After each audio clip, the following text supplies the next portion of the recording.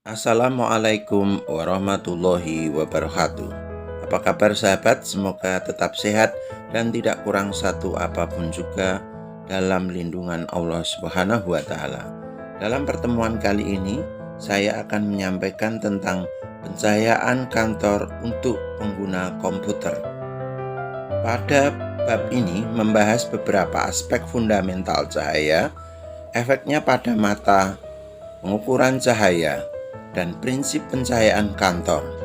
Pencahayaan yang baik penting untuk efisiensi visual dan kenyamanan. Pencahayaan yang tidak tepat adalah faktor lingkungan terbesar yang berkontribusi terhadap ketidaknyamanan visual. Topik pencahayaan bisa menjadi kompleks dan pencahayaan yang sulit ditentukan. Namun, ada pasangan kesimpulan penting tentang penerangan kantor yang dapat dikemukakan di awal pertemuan kali ini, yaitu meskipun perlu dan penting untuk memiliki jumlah cahaya yang cukup, sebagian besar tempat kerja komputer memiliki cukup cahaya. Bahkan sering ada terlalu banyak cahaya di lingkungan kantor yang nanti akan kita bahas pada pertemuan kali ini. Tingkat penerangan yang tidak memadai biasanya tidak menjadi masalah bagi pengguna komputer. Distribusi cahaya lebih sering menjadi masalah bagi pengguna komputer. Masalah pencahayaan yang paling umum bagi pengguna komputer adalah silau dari cahaya terang atau benda-benda di bidang pandang. Selanjutnya adalah mata dan cahaya. Tanpa cahaya tentu saja tidak ada penglihatan.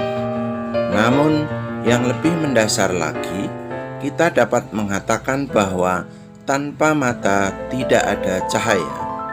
Cahaya sebenarnya didefinisikan berdasarkan sensitivitas mata dan sistem visual terhadap radiasi elektromagnetik.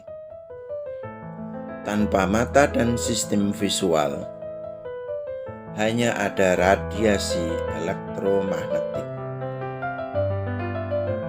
Sensitivitas relatif mata ditunjukkan secara grafis pada gambar 5.1. Kita dapat melihat bahwa puncak sensitivitas mata berada pada 555 nanometer atau 10 sampai dengan 9 meter.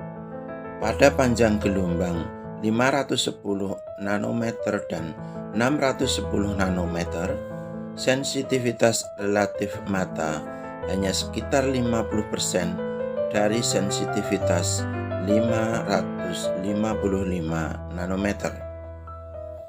Hal tersebut berarti bahwa energi yang dibutuhkan 2 kali lebih banyak pada 510 nanometer atau 610 nanometer dibandingkan dengan cahaya 555 nanometer agar memiliki magnitudo cahaya yang sama atau untuk menciptakan tingkat kecerahan cahaya yang sama yang dirasakan. Pada panjang gelombang 430 nanometer dan 685 nanometer, sensitivitas mata hanya sekitar 1% dari sensitivitas puncak pada 555 nanometer. Silahkan dicermati gambar 5.1 di samping. Ada sumber A dan sumber C dan sensitivitas mata. Gambar 5.1 juga menunjukkan distribusi sumber standar A mirip dengan lampu tungsten standar di lampu di rumah, dan dari sumber C mirip dengan sinar matahari. Sumber lampu tungsten memiliki proporsi keluaran yang jauh lebih besar di ujung spektrum merah, sedangkan cahaya matahari memiliki output yang lebih sama di seluruh spektrum yang terlihat. Keduanya adalah spektrum kontinu yaitu keduanya menghasilkan radiasi pada semua panjang gelombang yang peka terhadap mata. Ini adalah fitur penting untuk kebaikan penampakan warna objek, karena benda-benda di lingkungan hanya memantulkan cahaya yang menimpa mereka, dan persentase cahaya yang dipantulkan oleh benda tergantung pada panjang gelombang cahaya. Sumber cahaya dengan spektrum kontinu seperti A dan C pada gambar 51 secara efektif menjadi sampel seluruh karakteristik reflektansi spektral objek. Akibatnya, spektrum kontinu ini memungkinkan perbedaan kecil dalam karakteristik reflektansi objek untuk diidentifikasi, yaitu menghasilkan diskriminasi warna yang lebih baik dan rendering. Rendering adalah proses membentuk gambar atau objek pada warna objek. Efisiensi sumber cahaya sangat tergantung pada sejauh mana energi listrik dalam watt diubah menjadi cahaya atau lumen. Sumber cahaya yang ideal dari sudut pandang efisiensi salah satunya yaitu di mana semua energi listrik akan diubah menjadi output pada 555 nanometer. Sumber cahaya yang paling dekat dengan situasi ini adalah semua dari lampu natrium tekanan rendah, di mana outputnya adalah pada 589 nanometer. Jenis lampu ini memiliki perkiraan efisiensi 200 lumen per watt. Lampu natrium tekanan rendah menghasilkan warna kuning yang sangat jenuh dan sering digunakan untuk penerangan luar ruang di sekitar bangunan. Sayangnya, sifat monokromatik dari natrium bertekanan rendah berarti bahwa cahaya yang dipantulkan dari setiap objek juga hanya mengandung satu panjang gelombang, dan cahaya yang dipantulkan dari setiap objek hanya ditentukan oleh reflektansinya di 589 nanometer. Karena satu-satunya cahaya yang dipantulkan dari semua benda adalah 589 nanometer, benda tidak dapat dibedakan berdasarkan spektrum panjang gelombangnya, yaitu tidak ada penglihatan warna secara efektif dengan sumber cahaya ini. Spektrum terputus-putus. Contoh ekstrimnya adalah natrium bertekanan rendah memberikan diskriminasi warna dan rendisi warna yang lebih buruk daripada sumber yang terus-menerus.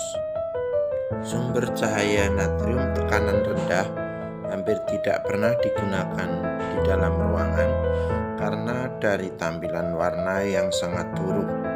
Biasanya hanya digunakan di luar ruangan, situasi di mana diskriminasi warna tidak diperlukan dan di mana efisiensi sangat penting.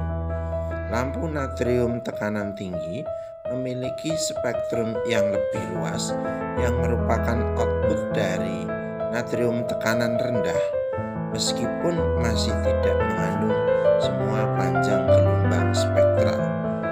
Lampu natrium bertekanan tinggi memberikan efisiensi tinggi 100 hingga 140 lumen per watt, dan juga memungkinkan beberapa rendering warna, namun kurang dari pencahayaan dalam ruangan yang khas dan digunakan secara luas untuk pencahayaan luar ruangan. Lampu tungsten, yaitu sumber A pada gambar 51, tidak terlalu efisien, 8 hingga 20 lumens per watt, terutama karena keluaran energi tinggi dalam warna merah dan ujung spektrum. Output inframerah yang tidak terlihat berubah menjadi panas, alih-alih cahaya menjadi panas Energi lampu tungsten terbuang sia-sia. Efisiensi rendah dan keluaran panas yang besar yang harus dikompensasikan dengan AC di bulan-bulan musim panas adalah alasan mengapa tungsten iluminasi jarang digunakan di kantor. Lampu tungsten memberikan warna yang sangat bagus, rendisi karena spektrumnya yang kontinu dan memberikan pencahayaan yang menyenangkan yang dianggap hangat karena kandungan merahnya yang tinggi, sehingga pilihan yang sangat baik untuk ruang pribadi. Pencahayaan. Lampu neon paling sering digunakan di kantor karena menyediakan kombinasi yang baik dari efisiensi dan properti rendering warna. Semua lampu neon memiliki uap merkuri di dalam tabung yang memancarkan radiasi. Hanya radiasi panjang gelombang 406, 436, 546, dan 579 nanometer. Spektrum keluaran fluoresen lampu ditunjukkan pada gambar 52, masing-masing memiliki output besar pada panjang gelombang ini. Sisi dalam tabung kaca dilapisi dengan fosfor yang menyerap energi yang dipancarkan oleh uap merkuri dan kemudian memancarkannya kembali selalu lebih lama panjang gelombang menurut hukum fisika. Keluaran kontinu antara garis dalam merkuri yang ditunjukkan pada gambar 52 berasal dari fosfor. Fosfor yang berbeda digunakan untuk membuat keluaran spektral yang berbeda. Tabung berbenar jauh lebih efisien daripada tungsten karena output yang lebih sedikit terbuang pada daerah yang tidak terlihat. Sifat rendering warna lampu fluoresen juga cukup bagus meskipun karena output spike dari uap merkuri yang mendasarinya tidak sebaik tungsten. Ringkasan karakteristik tipikal lampu disajikan pada tabel 51. Suhu warna atau temperatur color disingkat CT dapat dicirikan sebagai mewakili warna merah atau biru, keseimbangan output cahaya. Angka yang lebih rendah memiliki lebih banyak keluaran merah dan adalah lebih hangat secara psikologis. Cahaya alami dari luar ruangan berkisar dari sekitar 5.500 hingga 8.000 derajat Kelvin dan lampu tungsten berkisar dari 2.600 hingga 3.000 Kelvin. Lampu kuat yang lebih rendah biasanya memiliki suhu warna yang lebih rendah. Suhu warna lampu neon umumnya jatuh antara cahaya alami dan tungsten.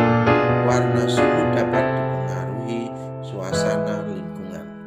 Color temperatur atau CT 3000 Kelvin adalah dianggap hangat dan khas dari lingkungan yang ramah dan akrab seperti restoran, perpustakaan, butik, dan lain sebagainya. 3500 Kelvin dapat dianggap netral dan baik untuk banyak kantor, area resepsionis, dan toko. 4000 Kelvin dianggap keren dan juga digunakan di banyak lingkungan kantor, merchandising massal toko, ruang kelas, dan lain-lain. 4500 Kelvin dan suhu warna yang lebih tinggi dipertimbangkan lebih cerah dan digunakan di banyak tempat umum. Indeks rendering warna adalah dihitung berdasarkan seberapa baik sumber mereproduksi 8 standar chip warna. Keuntungan utama dari lampu neon mewah adalah peningkatan rendering warna dibandingkan dengan non-dulux. Demikian perkuliahan kali ini. Terima kasih atas perhatiannya. Mohon maaf atas segala kekurangan. Wassalamualaikum warahmatullahi wabarakatuh. Sampai berjumpa kembali.